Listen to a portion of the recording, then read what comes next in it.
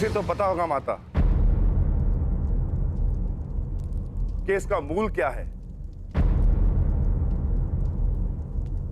और यदि ये भूल गया है तो मैं इसे स्मरण कराता रहूंगा कि एक सूत पुत्र है। मर्यादा में रहो भीम। द्वंद के साथ आए विकारों को द्वंद के साथ ही छोड़ देना श्रेष्ठ होता है। कर्ण ने अपनी योग्यता से अंगराज की पदवी प्राप्त की। उनका सम्मान करो। अंगराज, मेरा अनुज कटु जीवा वाला है, परंतु उसके मन में मैल नहीं। मैं आपके कौशल का सम्मान करता हूं। परंतु ज्येष्ठ भ्राताश्री, आप उसकी प्रशंसा कर रहे हैं, इसने अर्जुन को ललकारा। भीम, विरोधी भी यदि प्रतिभाशाली हो तो उसका सम्मान करना चाहिए। और अंगराज तो अब हस्तिनापुर के पक्ष में है। अंगराज, ज्येष्ठ पांडव होने के नाते मैं आपका स्वागत करता हूं। मुझे हर्ष है कि आप जैसा विकट योद्धा अब हमारे पक्ष में है। मैं केवल कुमार दुर्योधन के पक्ष में हूं।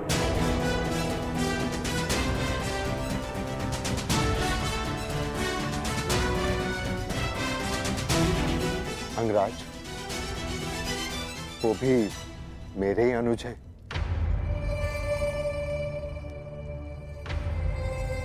चलिए माताश्री।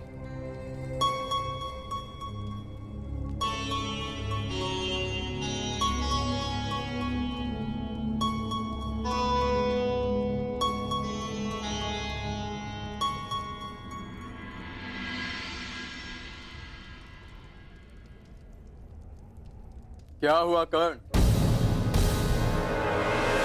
अंगराज बनकर भी प्रसन्न नहीं हुए? नहीं, क्योंकि जिस प्रयोजन से अंगराज का पद स्वीकार किया वो प्रयोजन अधूरा रह गया। कदाचित सूर्यदेव भी तुम्हारे समक्ष आ गए। मनुष्य पर अन्याय का आरोप लगाते हुए तुम्हारा मन नहीं भरा, जो अब देवताओं पर लक्ष्य साधने लगे? लक्ष्य तो मात्र एक है कि तुम्हें पराजय का स्वाद चखा सकूं,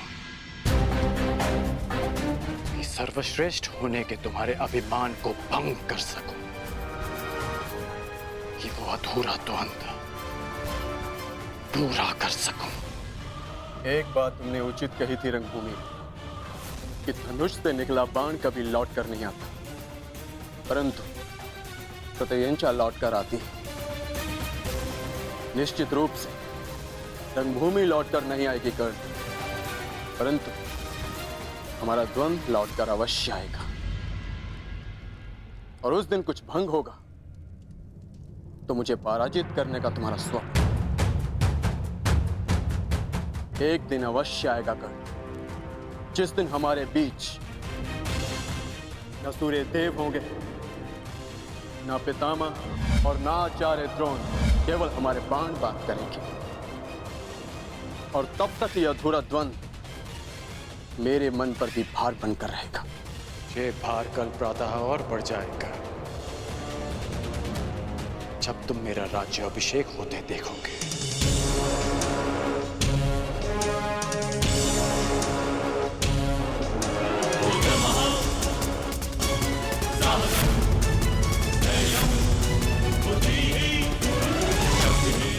कल अभिषेक स्थल पर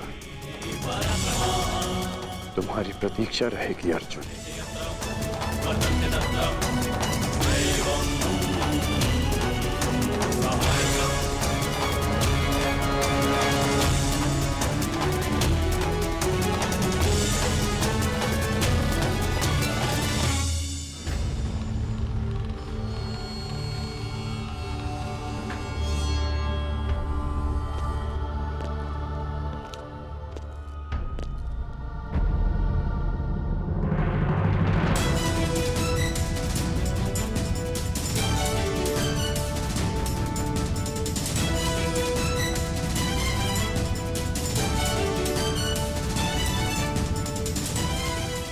कर्ण का रक्षण केवल हिमालय की जड़ी बूटियों और दैवीय औषधियों से ही संभव था। राजकुमारी मनुष्य मानता है कि जीवन का मार्ग सदा के लिए सीधा और सरल चलता रहेगा, किंतु एक घटना उस मार्ग को सदा के लिए मोड़ देती है। प्रणाम देवी। आप सब कुछ जानते थे ना अधिरथ, तो इतने वर्षों तक मौन क्यों रहे? क्यों नहीं बताया कि कर्ण मेरा? जब वन में मिले थे तब क्यों नहीं बता दिया था आपने? क्योंकि मैं प्रतिज्ञाबद्ध था देवी। देवी प्रियंवदा ने मुझे वचनबद्ध करके रखा था। वचन तोड़ना अपराध है, किंतु एक पुत्र अपनी माता के प्रेम से वंचित रखना, क्या ये अपराध नहीं? मैं हस्तिनापुर का सारथी हूँ देवी, और सारथी का कार्य होता है कि अपने रथी की मर्यादा और सम्मान को संभाले। यदि ये अपराध है तो यह अधिरथ आपके सामने दंड भोगने के लिए प्रस्तुत है। आप दंड के पात्र नहीं है अधिरथ, परंतु आपको अपनी भूल का प्रतिकार करना होगा। आपको कर्ण को बताना होगा कि सत्य क्या है, कि उसे किसने जन्म दिया, कि वो पांडवों का ज्येष्ठ भ्राता है। और यदि आप ऐसा ना कर पाए तो मुझे स्वयं को प्रस्तुत करना होगा। ऐसा मत कीजिए, ऐसा मत कीजिए देवी। किसी प्यासे को जल के समीप लाकर यह कहा जाए कि उसका जल पर कोई अधिकार नहीं तो प्यास से नहीं, भाग्य के त्रास से उसके प्राण चले जाते। कर्ण अपराधे राधे राधा से उसका एक पुत्र हस्तिनापुर के शासन ने छीन लिया। अब राधा से कर्ण को छीनकर राधा पर यह अन्याय न कर। ईश्वर की कृपा से आपके पास 5 पुत्र हैं, परंतु राधा के पास केवल एक। नहीं अधिरथ, मेरे पास 5 नहीं 6 पुत्र हैं। मुझे यही भय सताता रहता है कि किसी कर्ण को सत्य का भान नहीं हो, मेरे फिर से 5 पुत्र हो जाएंगे। क्या कर्ण, मेरा अर्जुन,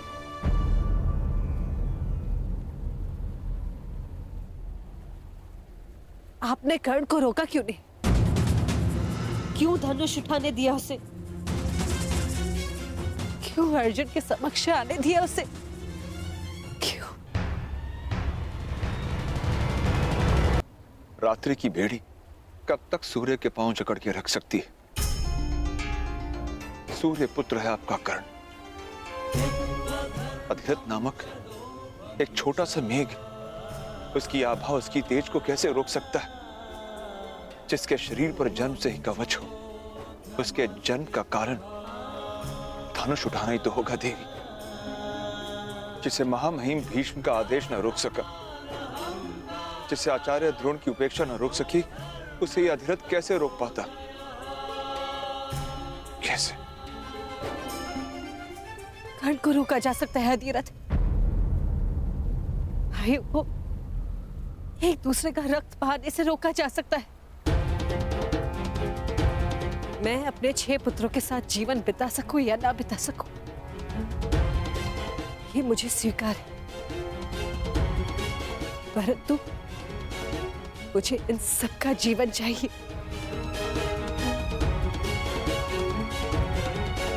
कैसे देवी?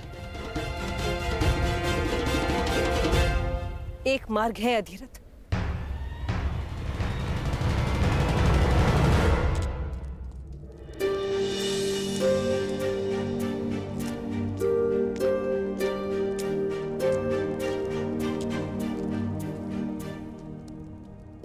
कोई भी भी दृष्टिगोचर नहीं हो रहा भुगत ग्राम में। कोई बालक तक नहीं मार्ग में।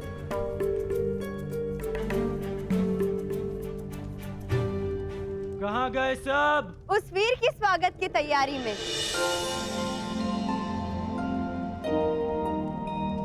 जिसने इतिहास में सूतों को सम्मान दिलाया। स्वागत है अंगराज कर्ण।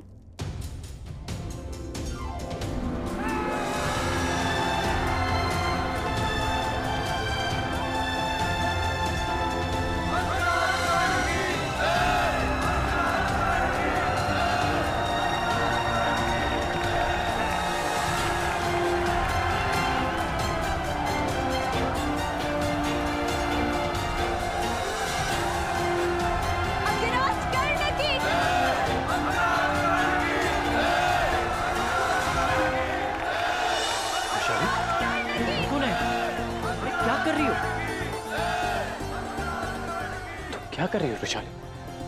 रोक क्यों नहीं रही इन्हें? नहीं कर्ण, आज नहीं।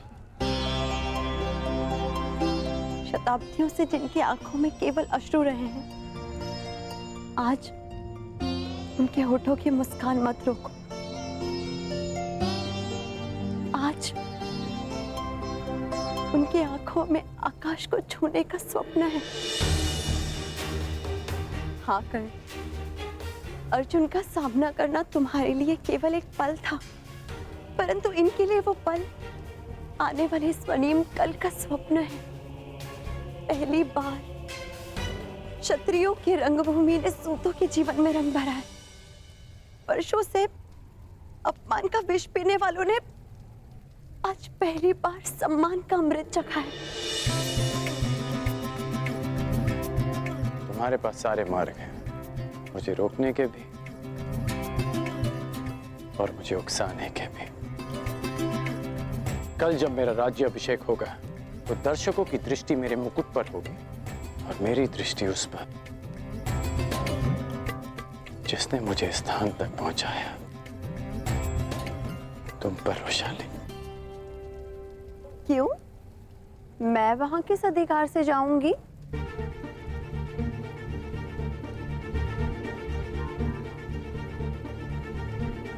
तुम्हें सदैव वहां पे रहना होगा,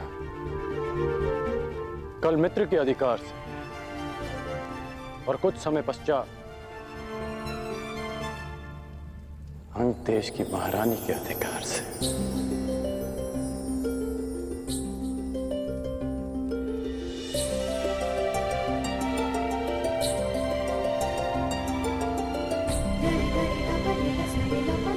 बधाई हो।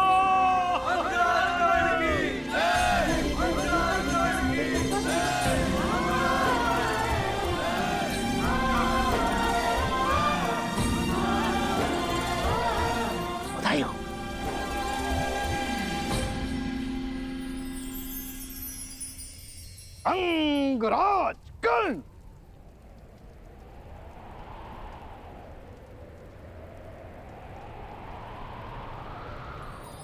बधाई हो अंगराज।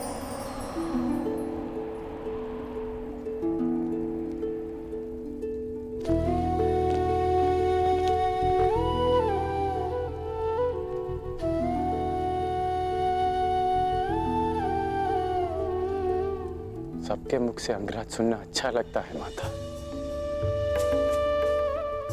परंतु आपके मुख से ये अपशब्द प्रतीत होता है। मैं आपके लिए केवल कर्ण, आपका बालक कर्ण, राधे कर्ण।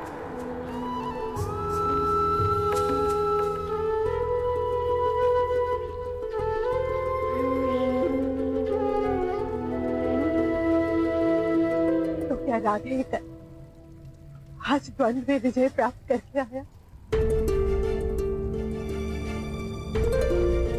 आज सूर्य देव भी शत्रु के पक्ष में हो गए माता। आपका राधे हारा नहीं, परंतु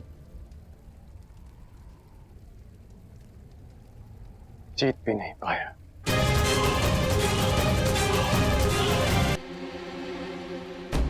परंतु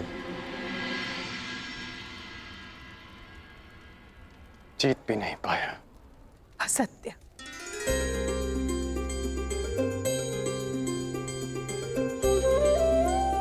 अपनी माता से असत्य कह रहे हो? एक नहीं, आज तुमने 3 विजय प्राप्त किए हैं कल। पहली विजय उसी क्षण प्राप्त हुई जब सूत पुत्र होकर तुमने रणभूमि में राजकुमारों को ललकारा। दूसरी, जब महाराजा ने तुम्हें राजा की पदवी दी। आज तक एक सूत के रक्त को हे दृष्टि से देखा जाता था, किंतु आज एक सूत के मस्तक पर एक क्षत्रिय के रक्त का राज तिलक लगा है। ये तुम्हारी तीसरी विजय है कल।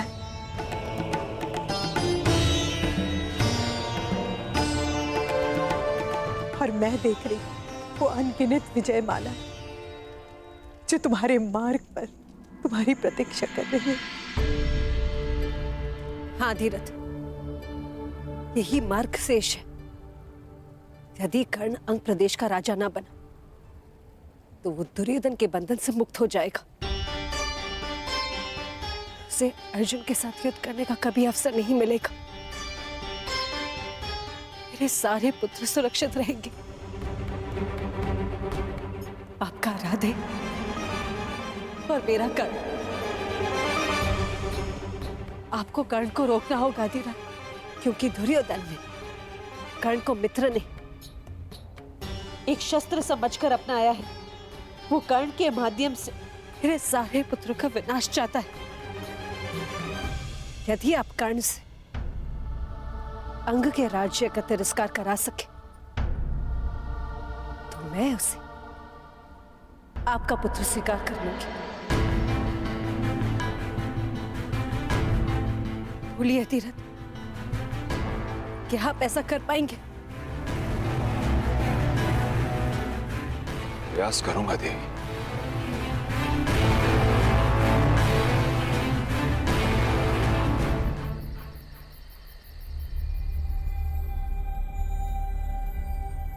ये क्या कह रहे हैं आप? वही जो तुम सब ने सुना। अर्थात आप मेरे अभिषेक में नहीं आएंगे? हाँ कर्ण, ना मैं आऊंगा, ना राधा,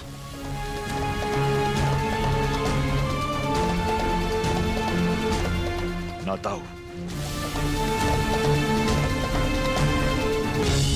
यदि तुम्हारे अंदर पिता के लिए आदर है तो तुम भी वहां नहीं जाओगे। बुद्धि भ्रष्ट हो गई है तुम्हारी अधिराज।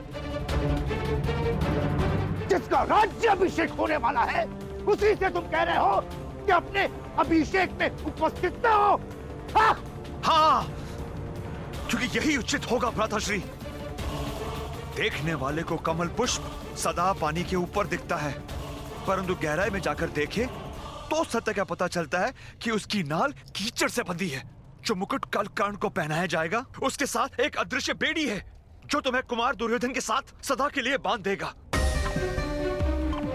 तुम्हारी दृष्टि में केवल सर्वश्रेष्ठ बनने का स्वप्न है ना कर्ण, इसीलिए देख नहीं पा रहे हो कि कुमार दुर्योधन तुम्हें अपना मित्र नहीं अपना दास बना रहे।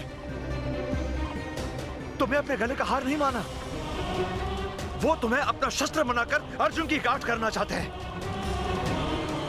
तुम शिक्षा के लिए घर छोड़ के जब गए थे तुम्हारा एक ही स्वप्न था, एक ही लक्ष्य था, संसार का सर्वश्रेष्ठ धनुर्धर बनने का। भूल गए वो स्वप्न? स्मरण है पिताजी, और यह भी स्मरण है कि इस सर्वश्रेष्ठ धनुर्धर के बाणों का लक्ष्य क्या था। लक्ष्य था परंपराओं और वर्ण का वो बंधन तोड़ना जिन्होंने हम सूतों को बांध रखा।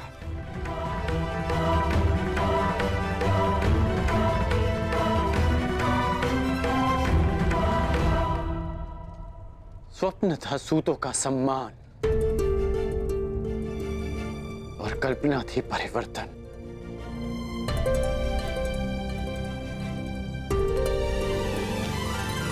हो सकता है कि कुमार दुर्योधन की मित्रता के पीछे एक प्रयोजन हो सकता है कि वो मुझे एक शस्त्र समझकर प्रयोग करे, परंतु जो परिवर्तन मेरा लक्ष्य है उसकी झलक कल मैंने कुमार दुर्योधन के व्यवहार में देखी, पांडवों के नहीं। पहली बार एक सूत को एक राजकुमार से द्वंद्व का अधिकार मिला। पहली बार एक सूत को सूत पुत्र नहीं, अंगराज कर्ण कहकर पुकारा गया।